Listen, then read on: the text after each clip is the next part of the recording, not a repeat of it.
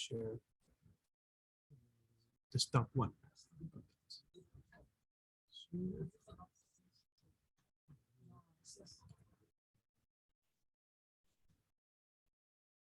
So now do the swap.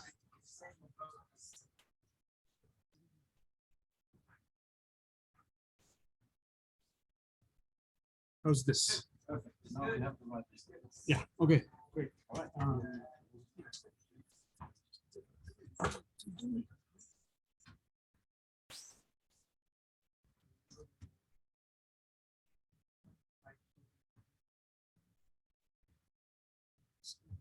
This.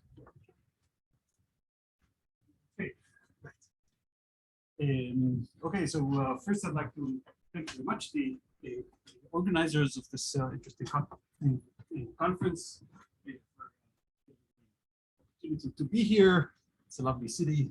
We've been here many years ago. It's a great pleasure to be back. And also the science of this. It's been a lot of fun. So I'm going to follow up on something that Ashwin talked about. Monday I was here.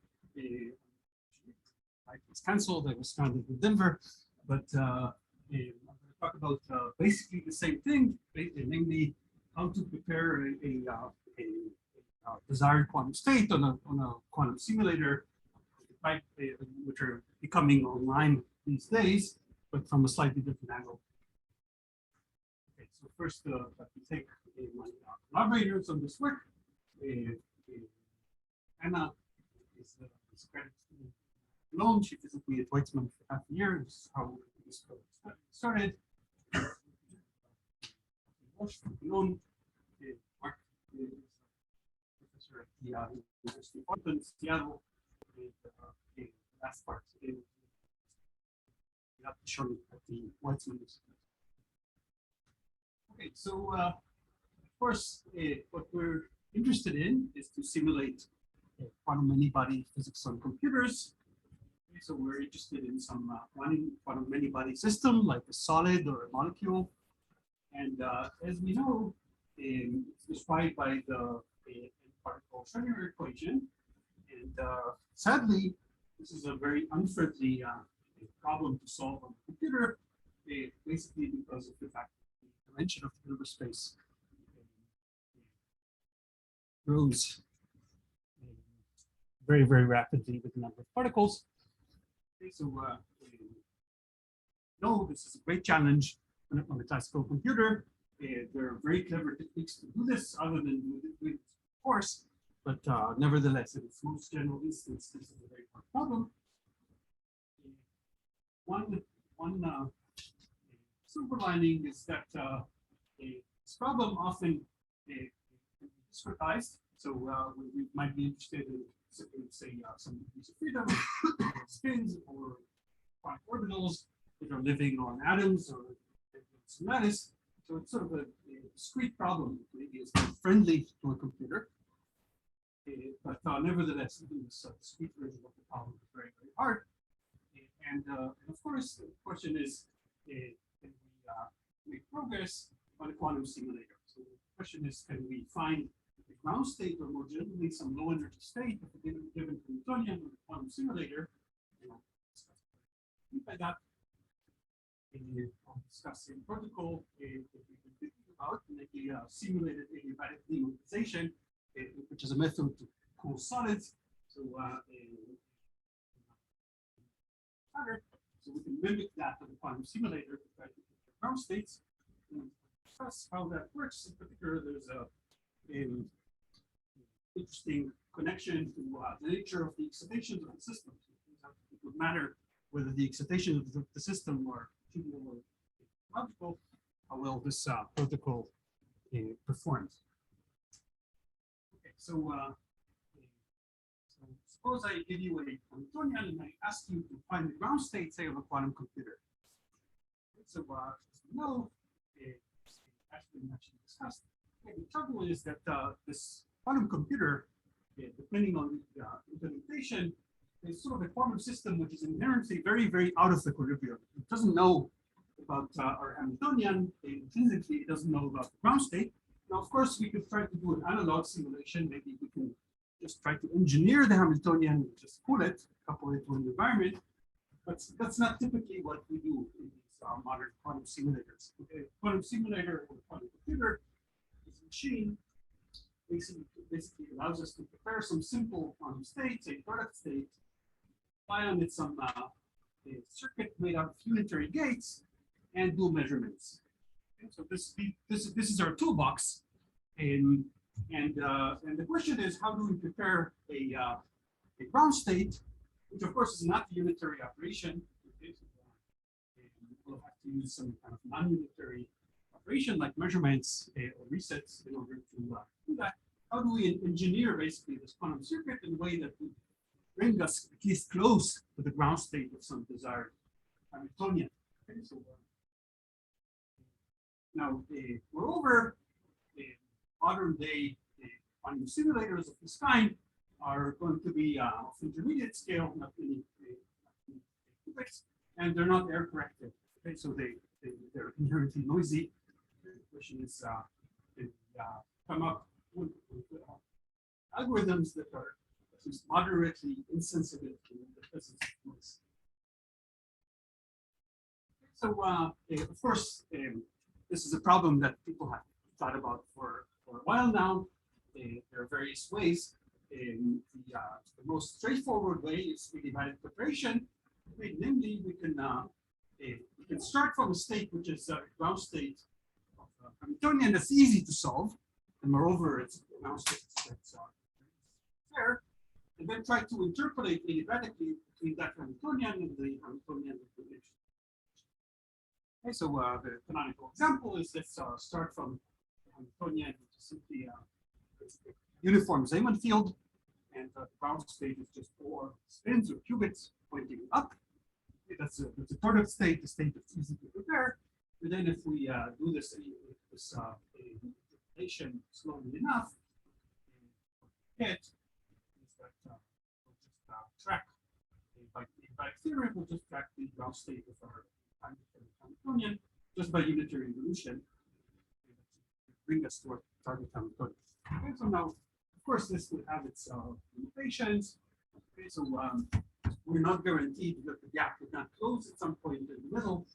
Finding such a path in realistic systems might be hard. In fact, maybe the Hamiltonian we're interested in at the end, the H2, is topologically non-trivial Hamiltonian. And then we know that there cannot be a path that where the gap doesn't close in and so on. So, nevertheless, this is the first thing that you can do. We want to do something beyond that. People have been discussing about what we call a variational quantum eigensolver. So the idea here is basically to prepare a quantum wave function by a small depth circuit, which is parameterized by some number of classical parameters. And then we can, on our quantum simulator, we can just measure the excitation value of this wave function we prepared. Psi is a function of all these classical parameters and try to optimize. Okay, so this is quite practical. We don't need a very large depth circuit, but of course, this would suffer from the same problems that any variational approach would suffer from. You have to decide on your ansatz, build in some bias, and so on. Okay, so we want something different, something that doesn't have this, this bias of our a variational ansatz in it, and yet does not rely on an explicit path, a adiabatic path between a product state and our target position. Okay, so what we'd like to explore here is a very simple approach. Okay, so here's our target Hamiltonian, this is our system. Okay, the system spins quiet as 1D. For purpose, it doesn't have to be 1D, okay, but the system spins are called sigmas, and some interaction between them. And what we'll do is basically double the number of spins or qubits in our system. All is half of the qubits are bath, tau. And what we'll do is we start from the system being in some unknown state, but the bath is going to be in a simple state, in a product state, all polarized up. And we'll time evolve our system in a way that mimics cooling. So there will be some energy and entropy that will flow from the system to the bath. And then at the end of this process, what we'll do is just decouple the two systems, the two subsystems, and then we can reset the bath. Okay, so resetting is an out operation in this game. We can just reset all the bath spins to be up again, and then do another cycle. So that's the approach. Yeah, this question? Yes. So is this qubits in a quantum processor? It's for example. Yeah, you're not trying to model a system that's going to a bath. No. What we're trying to do is to bring our system from an arbitrary state, unknown state, it doesn't have to be, could be a product state, could be an unknown state, into the ground state of Hs. Our bath is just Scylla, to do this. Yes.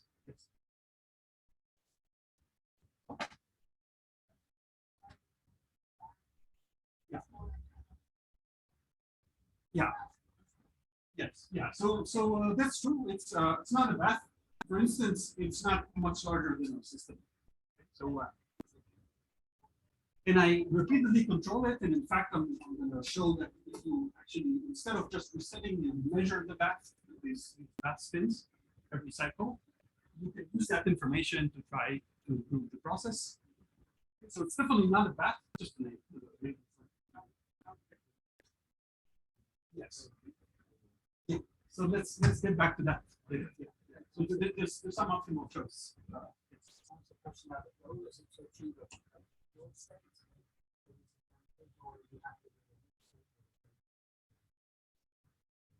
Yes. So ideally, I want the bound state. The bound state is a pure state.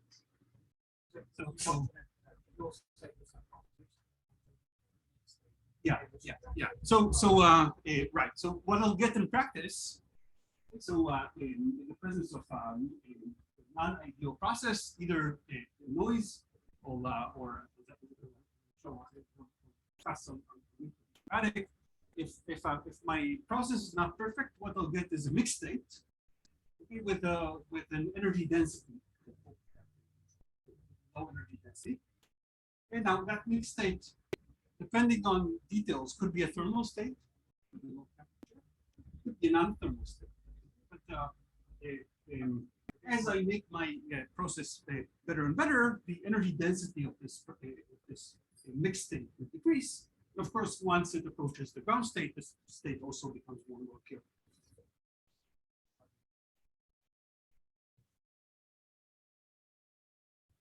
Yeah, so in a sense, I am amplifying the weight of the ground state. Yeah, and one of the ideas is that maybe you can use this as a first step, and then you can have phase estimation, for instance. Increase the weight.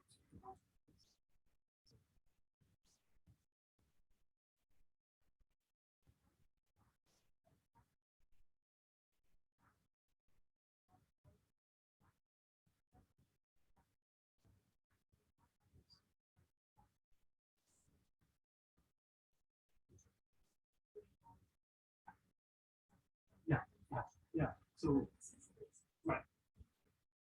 It's a little bit of a particular bath. I'll make the analogy with adiabatic demagnetization in a moment. Okay, it is quite similar to that. Okay, so think about these as that analogy. These will be now here I've chosen to have one of these bath spins per system spins. That doesn't have to be the case. I would like them to scale in the same way. Okay, so for one.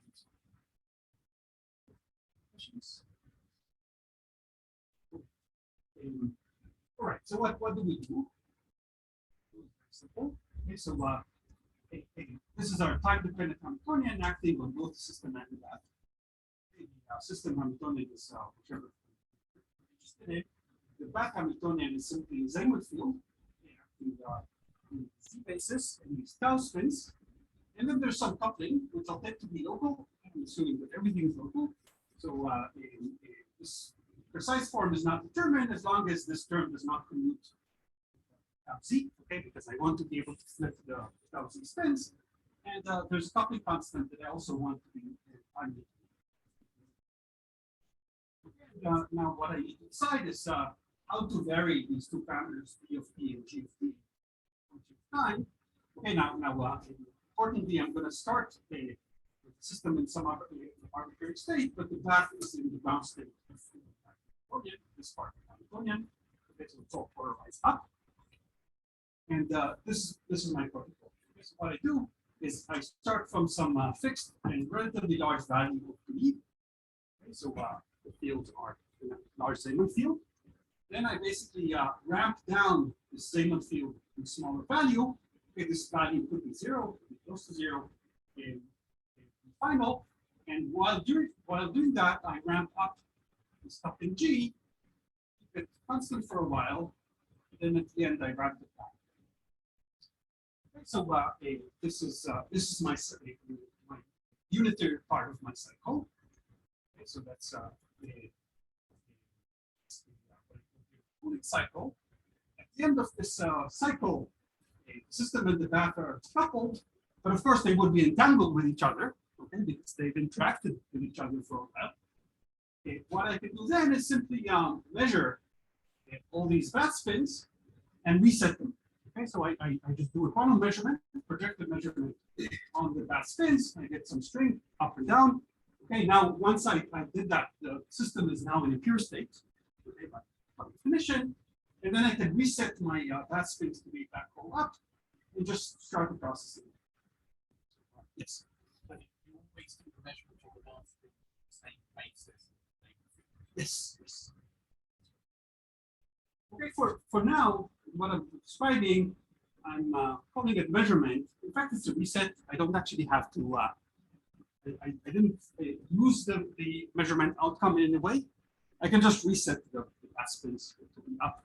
Okay, that's also an operation. Later on, I'll show that it's actually useful to actually measure, to actually know what the result is, and to decide what to do next on the basis of the outcome of that measurement. Yes. No. I just keep the same state. Okay, I mean, in a sense, I have done something with these qubits because I've measured the bath and I collapsed the bath. Okay, but I never want to measure the system qubits, of course. Okay, so that's the cycle. And first, the question is, what does the cycle do? Okay, so why does this cycle actually bring me closer and closer to the ground state? Okay, and another way to think about this is that what I've defined after the full cycle, right? I've measured all the bath spins and reset them. I've done something on the system. So I've mapped the state of the system to another state of the system. I've done basically a quantum channel on my system. And I can do this many times, and the system would reach some kind of steady state. And I'm going to claim that this steady state would be close to the ground state in some sense. Pulling the system at some rate, and the steady state, the place where this process would be back to the same state, would be close to the ground state. So why is that? And so the intuition is indeed coming from the adiabatic demagnetization. Okay, so I put a large Zeeman field on the bath spins, and they start fully polarized or almost fully polarized. And then if they were decoupled, we just ramp down this field. And if I do it adiabatically, I keep the same population, but now the Zeeman field is much smaller. Okay, so nevertheless, I have the same imbalance between states. That means that my temperature has gone down. Okay, so I've cooled the bath spins. If they're coupled to the system spins, they would try to suck energy. Energy would flow from the system to the bath. Particularly if I start with 100% in the ground state, my bath starts at 0 temperature. So energy transfer from this to the bath. And this is adiabatic demagnetization. This is what we do in order to cool a system by controlling the nuclear states. Exactly this, you ramp down the field.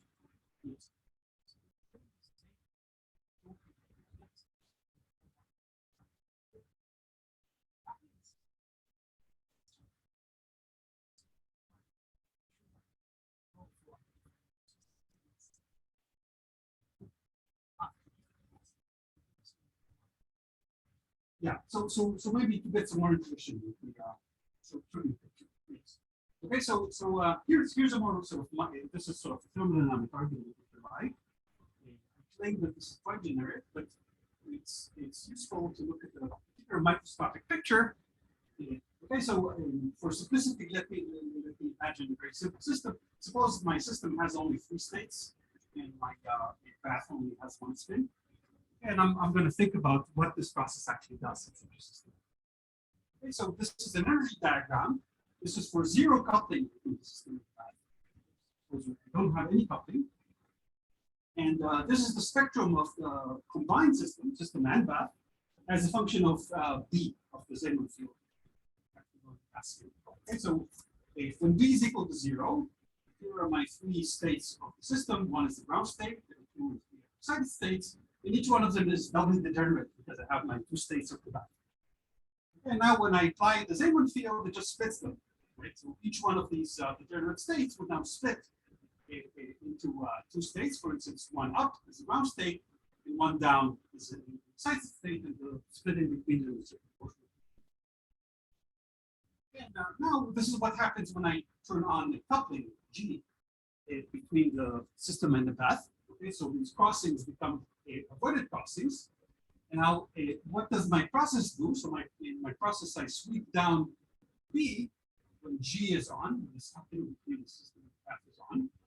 Okay, and I always initialize the bath in the up state, ground state of the bath. So suppose, for instance, that the bath is in the up state, the system is in state 2, which is the first excited state of the system.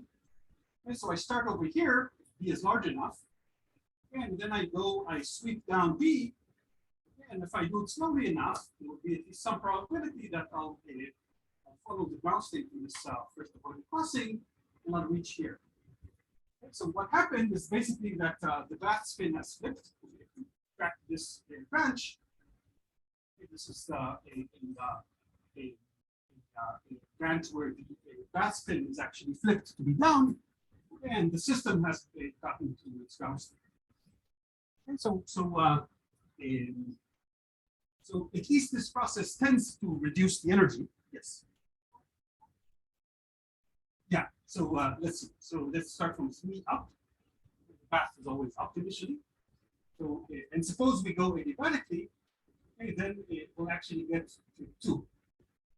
Okay, but then we'll initialize again. We'll reset the bath, start with 2, and then get to the ground state. Okay, so this is why we'll need more than 1 cycle in general. Okay, but each cycle will decrease our energy somewhat. From the bath, yes. I'm not doing anything to that system. Yes. Yeah, okay. So right. So indeed, what we'd like to understand is we said we needed to be adiabatic. Adiabatic with respect to what? Okay. So there are the gaps of the system. System Hamiltonian we're interested in. Say, suppose that there's a finite gap between the ground state and the first excited state, and there are these avoided crossing gaps, which actually in a many-body system will become tiny. Okay, so as we make our system larger and larger, this spectrum will become extremely dense, especially the high energy spectrum, and we can't possibly be adiabatic with respect to these gaps. Now, it turns out that you don't have to be adiabatic with respect to these gaps, and you only need to be adiabatic basically, if you want the steady state of this process to be close to the ground state, you only need to be adiabatic with respect to the gap between the ground state and the first excited state of the system. Okay, now, if this gap is small, and you're not adiabatic with respect to this intermediate gap, it turns out that it just controls the rate in which you pull. Okay, so in each sweep, you have some probability to go up and some probability to go down. Okay, but the probability to go down would be larger, and that's actually enough. So this is sort of solvable. If you just take 2 system states and 2 bath states, this is a solvable problem. You can actually show explicitly that independently of the adiabatic parameter with respect to this gap, you reach the ground state as long as you're adiabatic with respect to this gap. Yes. Control T, so why are you worried about it control? That makes it back. Great question. Yes. So indeed, I control G. So this gap I can make maybe big, but if I consider a system in the thermodynamic limit and I start somewhere here, these avoided processes would become tiny. Okay, the spectrum would become extremely dense. I just can't be adiabatic. Doesn't matter how big G is. Yes. Just to, so are you trying to do this ultimately using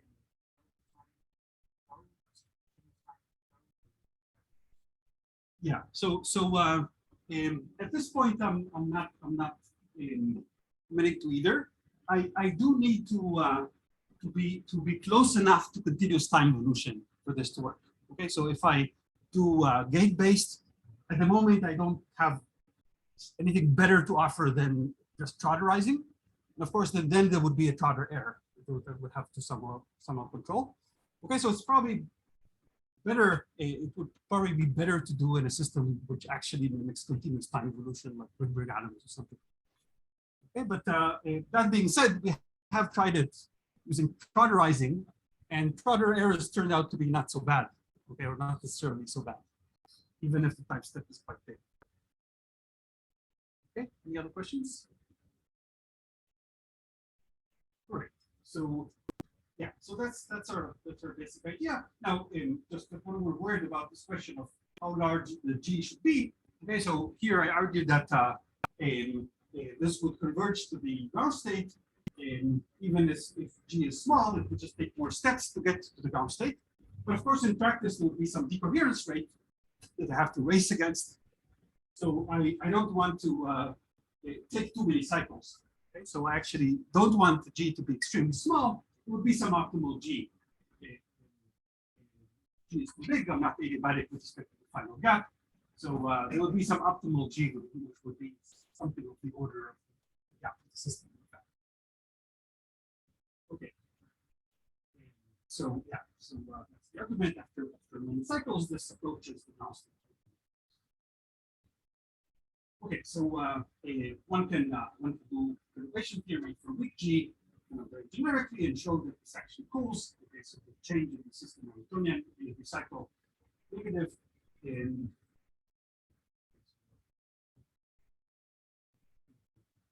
Okay, so here's an example of how this actually works. So we assume the first system Hamiltonian is simply a quantizing model. The fermionic state for now. We'll discuss the fermionic state in a moment. And this is what actually happens. So shown here as a function of the number of these cycles that we perform is the ground state fidelity, which is the absolute value of the overlap between the state of the system after measurement of the bath and the ground state. And this is the energy minus the energy of the ground state. And you see that indeed it actually decays. It's the fidelity is to 1 after cycles. And then you see these jumps here. These jumps are actually either trotter or adiabatic errors. And so here there was some error, and the system recovered from that. Now, what this red line is, okay, that's showing where after every cycle we do a projective measurement of the path. So this shows what is the path state that we find after this measurement. Okay, so over here in this entire plateau, we find that after each cycle, the bath is actually in the fully polarized state. Okay, so we started the bath from the polarized state. We perform our cycle, we measure, and we find it back in the fully polarized state. And here in this gray this cycle, divided by this gray line, we find that there's actually one of the bath spins which is flipped. And this is actually a marker for us that the error has occurred. Okay, so you see that this is the place where we find this one bath spin which is flipped correlates to the place where the fidelity jumps down and the energy of the system jumps up. And why is that? That's very simple. There was some error in the system. Our system is in a higher energy state. The bath is trying to pull that error. The way for the bath to do that is to excite the bath. So we got a flipped state of our system for a bath. Yes. This is about 10 and 10. Yeah. Can't go much bigger. Yeah.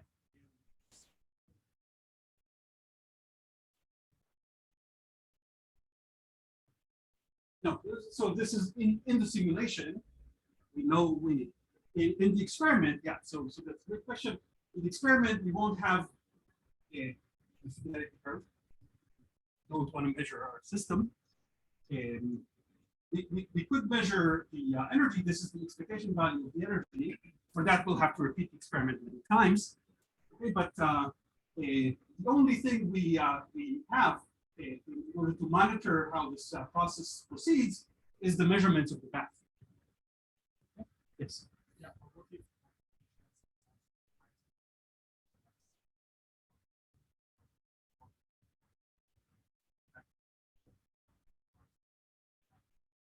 Yeah. So Heisenberg would be gutless.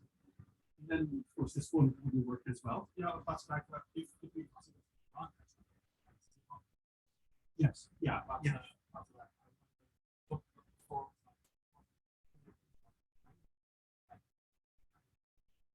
Yes. And then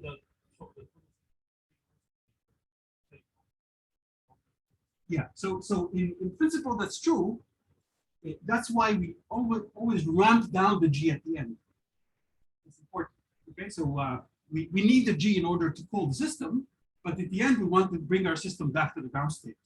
So at the end of this process, we always have to ramp down the G back to 0. And we have to do that adiabatically with respect to the gap between the ground state and the first steady state. Yes. Yes.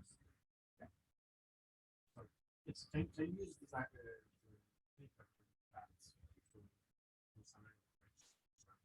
Yeah. You know exactly where it's free. Yes. Yeah. Yeah. So for now, yes, there's a simple thing you can do just on the basis of this measurement. Okay, so it's not so easy to actually correct the error based on this. I just know that there is an error, but you know, this error is some excitation in the system, and it's not so easy to know how to correct it. The simplest thing I can do is just not to measure the system exactly here. Yeah, I can use this as a marker that tells me when is it safe to measure the system. Maybe what I can do is wait until I have a consecutive 10 cycles or something where all the measurements of the path are up, and then I know that I should measure. Okay, so this is post-selection. That I can do, and that improves the energy. Yeah, but later I'll show how to. In some cases, I can actually use this in a. This is actually crucial.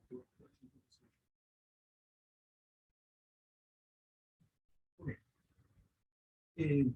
What about noise? Okay, so far I've assumed that all my qubits are perfect and all my gates are perfect.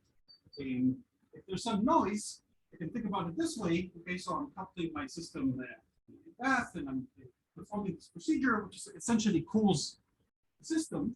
At the same time, if I have some rate of errors, that would heat up the system.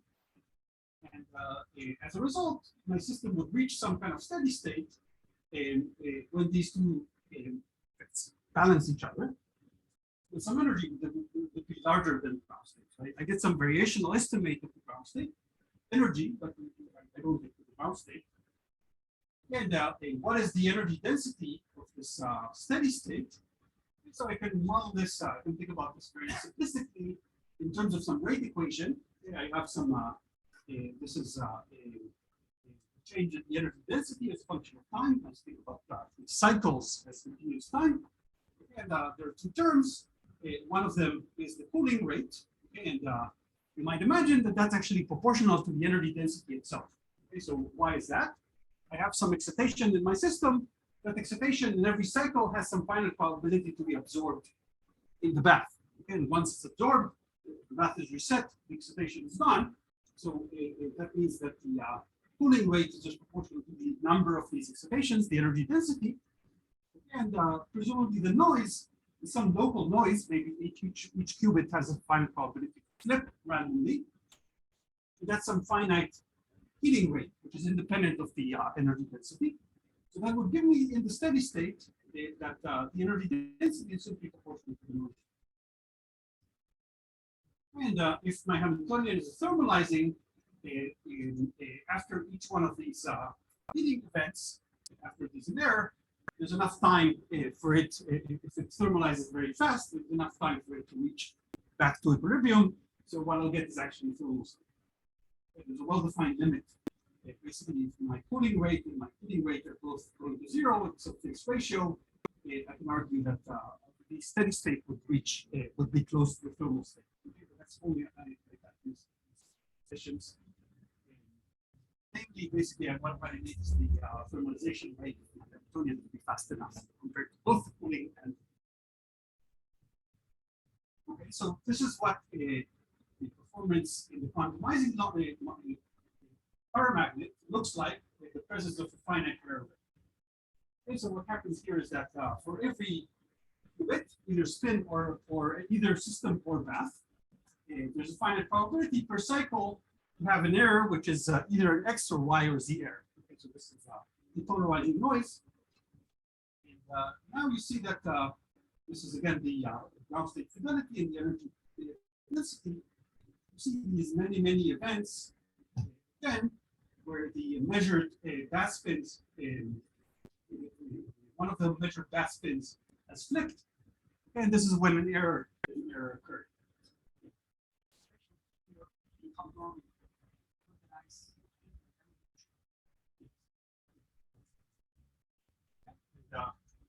Error rate is adjusted so that for every cycle there's this probability for some type of error. Yeah, so the horizontal line is simply the number of cycles. Okay, this is the nth cycle. Okay, this is the gap of my system. Okay, so yeah, so you see that there's a clear correlation between when these errors occur and the measurement of the bath, the measurement of a flipped spin of the bath. Okay, so once again, I can maybe use post-selection to try to improve the estimate of the energy, namely to measure the bath spins only when I find measure the system's energy only when I find that the bath spin is fully polarized at the end. Okay, so now this is what it looks like. Okay, so this is the energy density as a function of the error rate, both for the Ising paramagnet and Ising ferromagnet. Okay, this is just a zoom in to the region of small error rate, and this dashed region is a region where the energy is below the gap. Here, two parameter sets that are dual to each other. Spectra of the paramagnet and ferromagnet are exactly the same. And, what we show here is actually both in the solid symbols are just measure after the system has got to a steady state after a fixed number of cycles, and the empty symbols is what happens if we post-select. If we only measure when we find that the bath spins are all. So you see that can improve our energy estimate somewhat. If we get closer to the ground state, we can do that. But there's another thing to note here, which is that the energy of the ferromagnet is bigger than the energy of the paramagnet for the same dual parameters. So the spectra are the same, but nevertheless, we're doing worse for the ferromagnet. I'd like to discuss that a little bit. How much time do I have?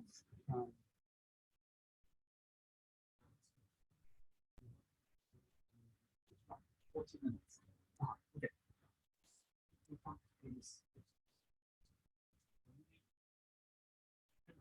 Basically, some kind of yes.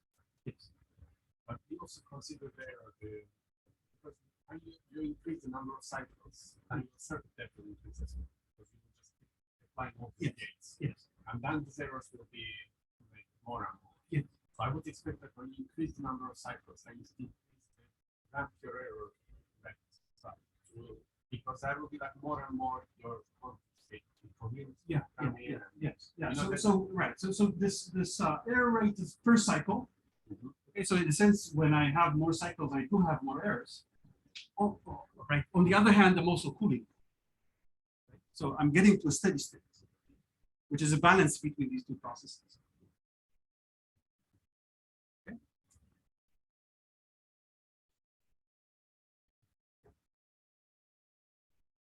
All right. So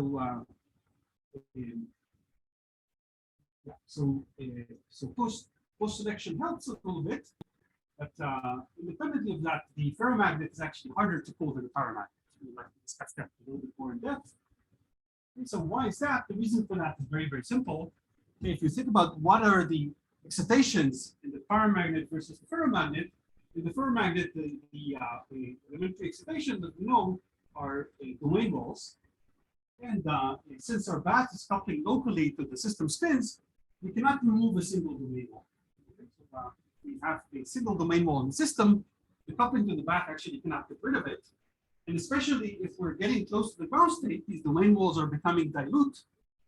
The only way to eliminate such domain walls is to annihilate them in pairs or to push them to the edge of the system. Yeah, open boundaries. Okay, so as long as they're open to the back total, we cannot get rid of these domain walls.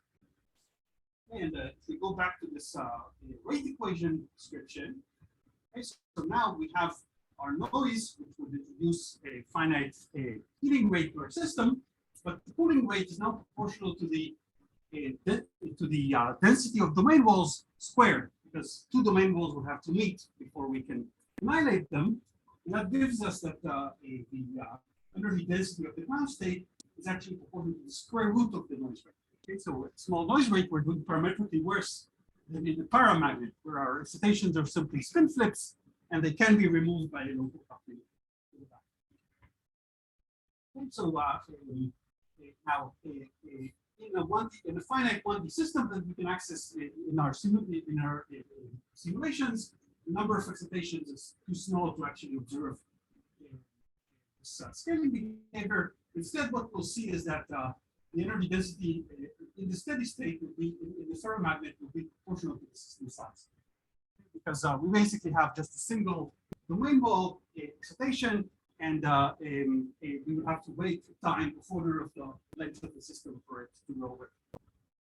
And this is indeed what we observe. Okay, so these are our simulations as a function of the system size, the number of bath and system spins.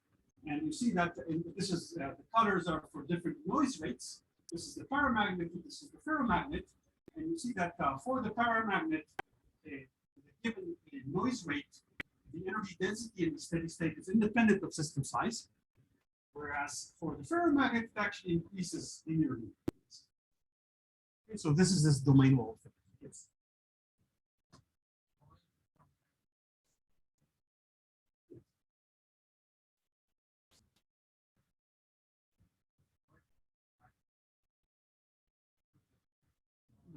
No. So yeah, so that's a good question. There's no way to avoid, or at least not in the way we've done it so far. The steady state would be of the ferromagnet would be disordered, kind of like temperature. So these domain walls are not on each other. So the neutral applies on the finite correlation length, but we just want to minimize the energy density. Okay, we're not in the system. Okay, any other questions? Okay, the rest of this talk is going to revolve around this problem. Okay, so it's actually something fundamental, right, in this sort of approach. If we have any kind of non-local excitation in our system, suppose we have some kind of topologically ordered state, the excitations are non-local. We cannot remove them by local coupling to our bath. So that means that this protocol would not work very well. We would have to wait until a bunch, say 2 or 3 of these excitations will meet, and then we can remove them. Okay, so as we cool, they become more and more rare, and it becomes harder and harder to actually do this. Now, in some cases, it turns out that there's a way around this. Discuss. So how do we cool these topological excitations? So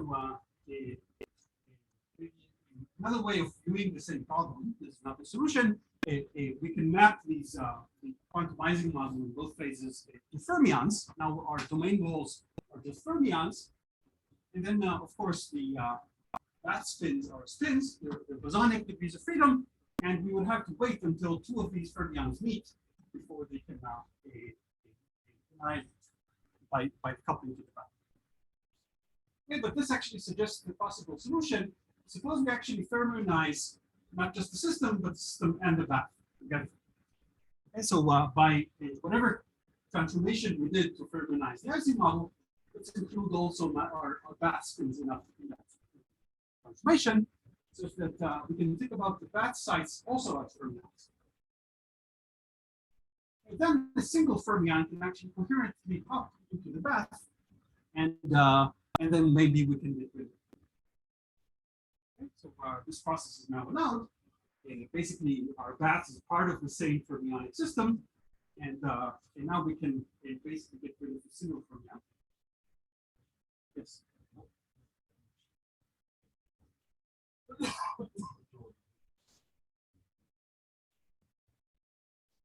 Yeah. So answers. First of all, I'll show that. Okay. So yeah. So right. So first of all, if I try to actually do this, as long as the interactions in my system, if my system is one-dimensional, all the coupling terms that I'll have to apply are actually local. And I'll show that I actually never have to apply anything non-local.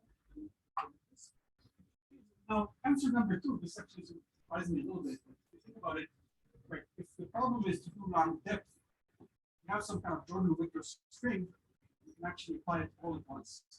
Because the different terms in the string, it's a non-local operator, but the different terms in the string are used. So you can actually apply them in one step. So that may not actually be too bad. I'll discuss later another form of fermiionization, but for 2 dimensions, doesn't require any strings.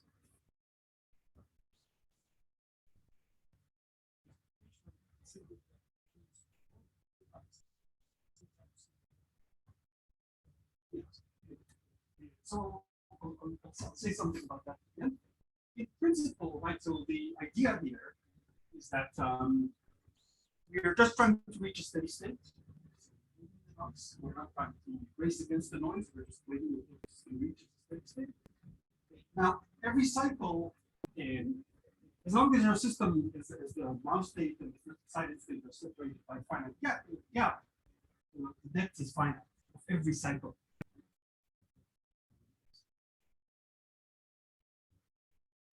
Okay, so so now the question is, right? So suppose we manage to trap a single fermionic equation.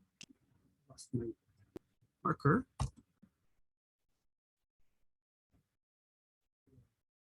Right. So now the question is how to reset it. Okay, so before we said maybe after a cycle, some of the bath spins are flipped and we can just reset them.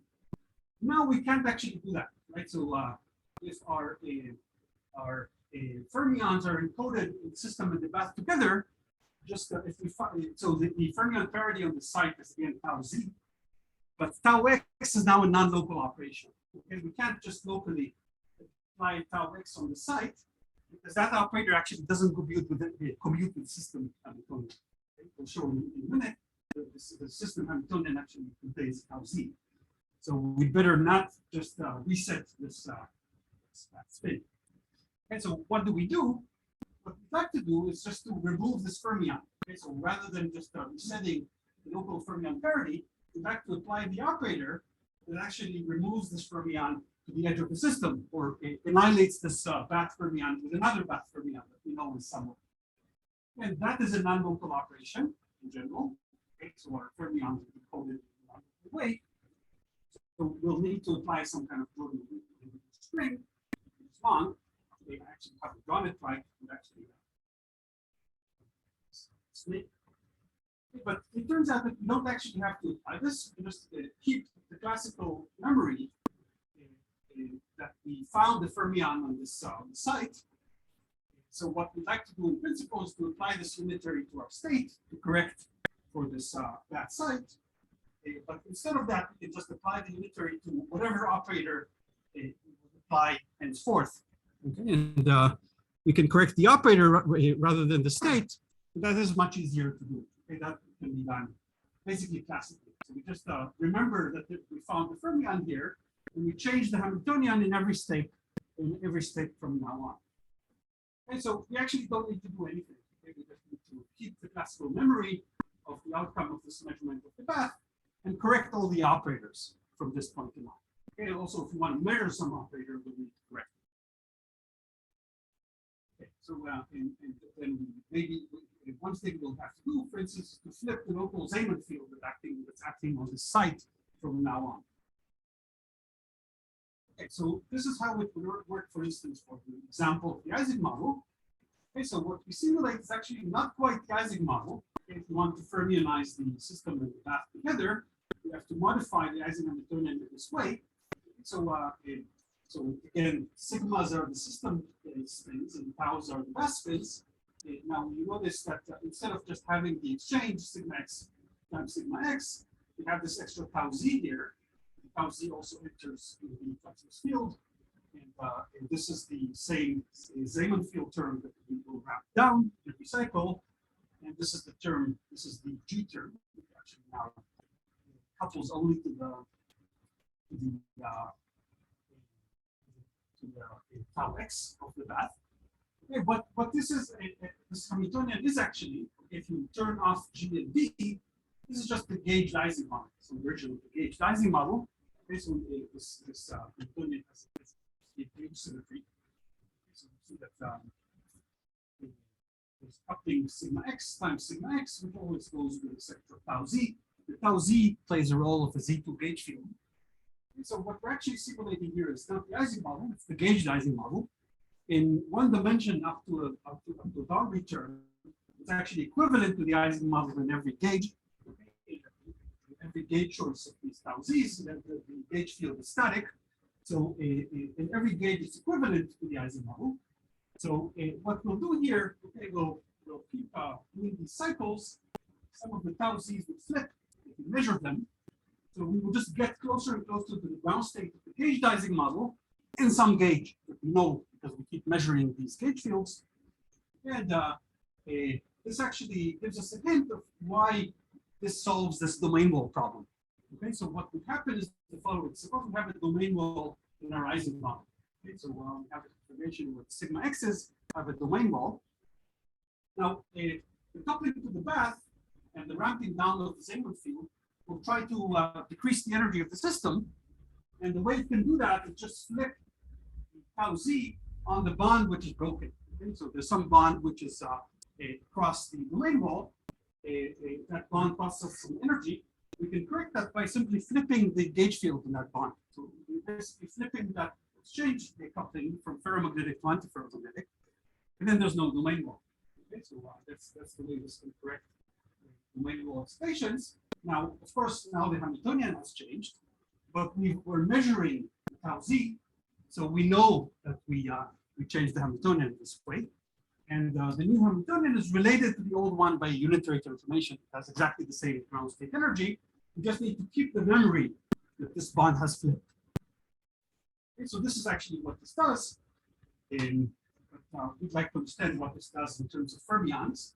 So we pick a scheme to fermionize the system and the path together. Okay, so now we'll go back to the fermion language. And we'll see that this Hamiltonian becomes very, very simple. Okay, so we picked a particular way to do that, which is using expendable to 2 dimensions. We can do that by just creating a vector. What we've done is we have our sigma and tau in every unit cell. Okay, the system spin and the path spin.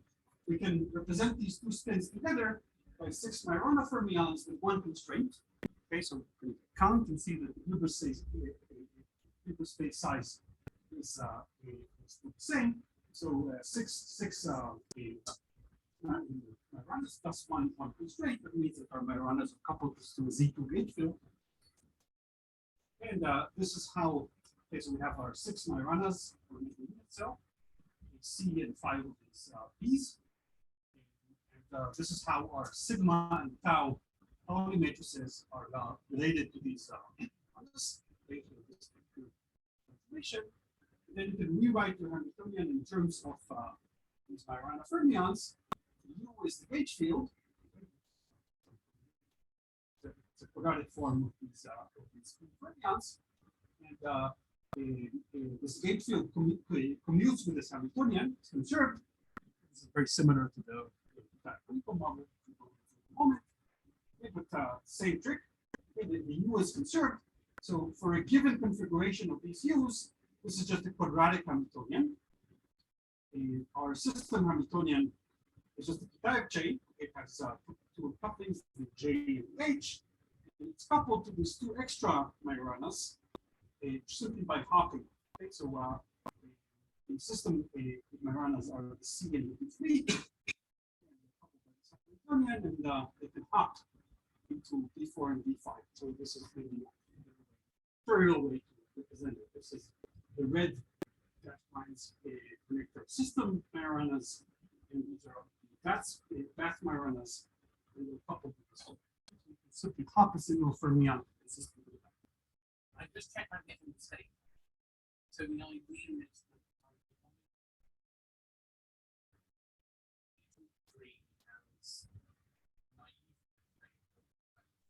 Each group of three has each group of three has sort of a square root of 8.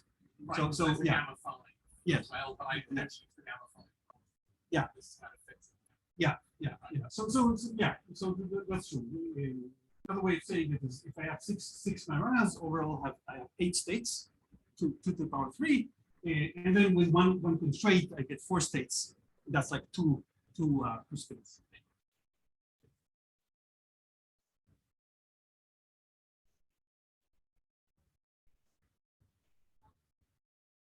Yes, yeah.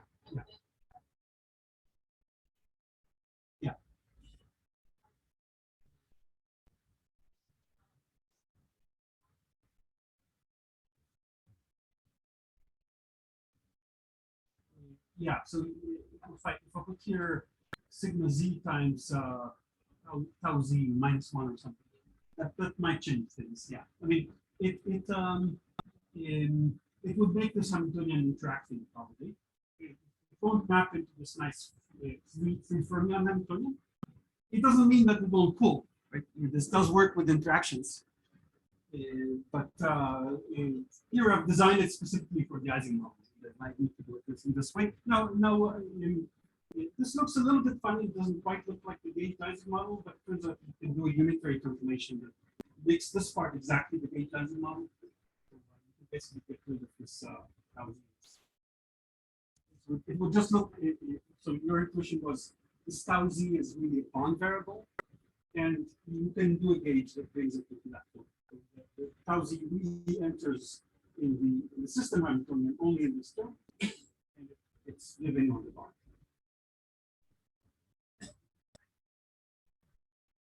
No, so this is for this particular Hamiltonian. Okay, so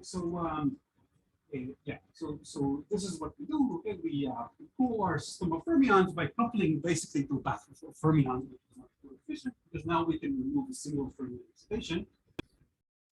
And this is a free fermion problem. We can go to very large systems. This is a simulation for 1,000 sites.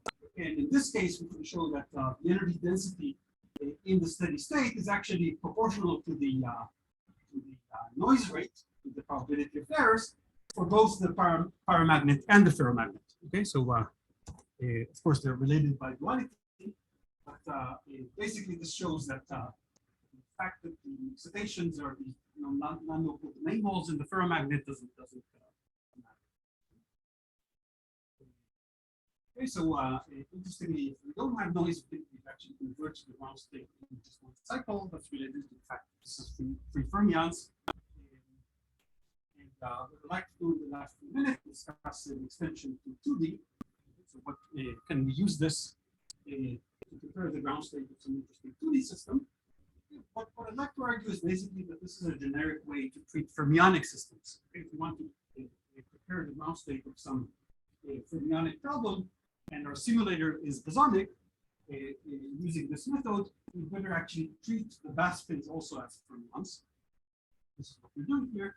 And here's a 2D example. So suppose that what we want to prepare is the ground state of the p-type honeycomb discussed by the previous speaker.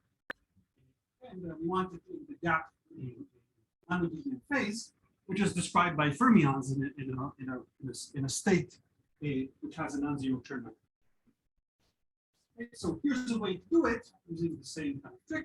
Okay, so sigmas are system spins. They live on the Hamiltonian lattice. For every system spin, we have an auxiliary bath spin as before. And this is the dive like Hamiltonian right. It's not quite the original dive Hamiltonian, okay, but in some sense it's equivalent. Okay, so you see that this is the usual dive term. Okay, so it couples the eighth component of sigma I and sigma j on a certain bond, with A depending on which bond we look at, but it's also coupled to the local taus of the same size. Okay, so now the taus are really not living on the bonds. Each system spin has its own tau. So there's a sigma A, tau z term. And there's a more complicated term, this 5-spin term, which is the term that we need to introduce to break time versus symmetry, to bring this system into the non-negative gap state. And again, we'll have to have the sweeping of the Zeeman field that's acting on the path. It's just as before, just tau z. And we have the coupling term g, which is just coupling to tau x. It's not really a coupling, but tau z is contained in the system Hamiltonian, so this does actually couple. So what we'll do now is the following. The first thing we need to do is to prepare the system in the zero flux sector. So as usual for the dive model, there are these Z2 gate fields that are conserved. This is the flux operator on this packet. It's a product of the sigma spins. And this flux operator commutes with the Hamiltonian. So at least in principle, we can prepare the system in the zero flux state simply by measuring all the flux operators. They all commute with each other. They all commute with the system Hamiltonian. We'll measure them. We'll get all sorts of outcomes, either plus or minus 1. But once we know the measurement outcome, just try to get our code, we can actually annihilate these fluxes in pairs. Okay, so suppose we did that. Suppose we prepared the system in the zero flux sector. All these W operators in any state of n-1. Now we have to prepare the fermions. Okay, so the fermions are now in some high energy excited state. We have to prepare the fermions in their ground state. And that we can do by this protocol of sweeping. Okay, so once again, we'll just sweep the D Zeeman field from some dark value to 0, turn on this coupling G, and turn it back off this in cycles. You know, once again, in the dive model, because the fermions are free fermions, if we do this adiabatically, it turns out that we'll actually get to the ground state of the fermions within one cycle. Okay, if the system is a system of free fermions, is translation invariant.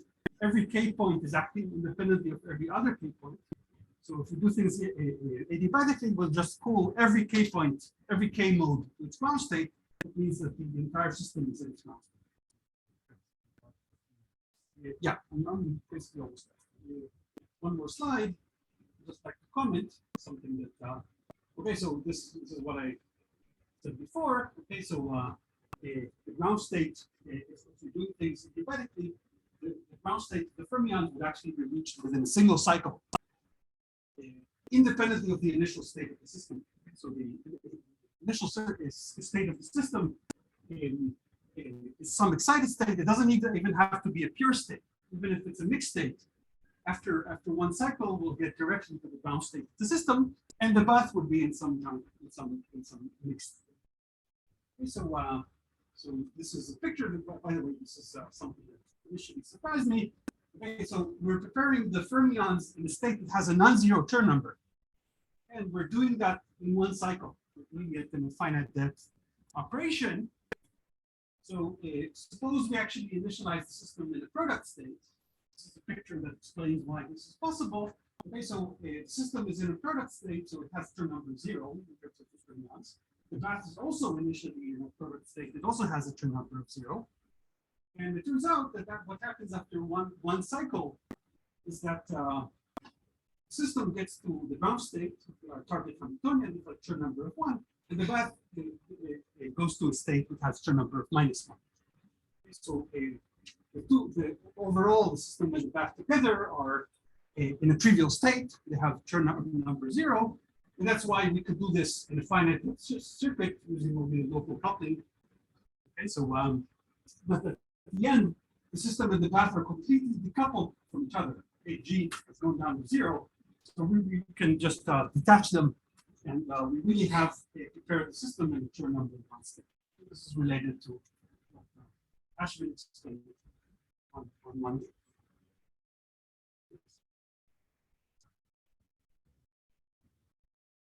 No.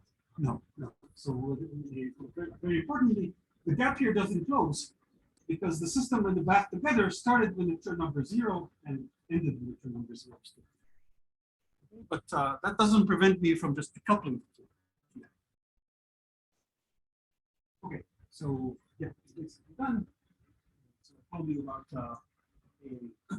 pairing low energy states using simulated cooling. As discussed how in this protocol, cooling phases that have topologically non-trivial excitations is intrinsically harder, and in some cases, such that these non-local excitations are actually fermions, the problem can be mitigated by this method of fermionizing the back as well. Thanks very much.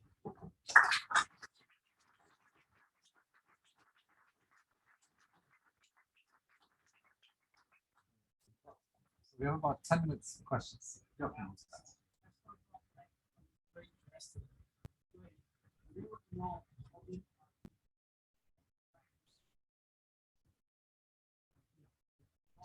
so far. Right. Yeah. So we tried playing with that to a limited degree. We're trying on different platforms.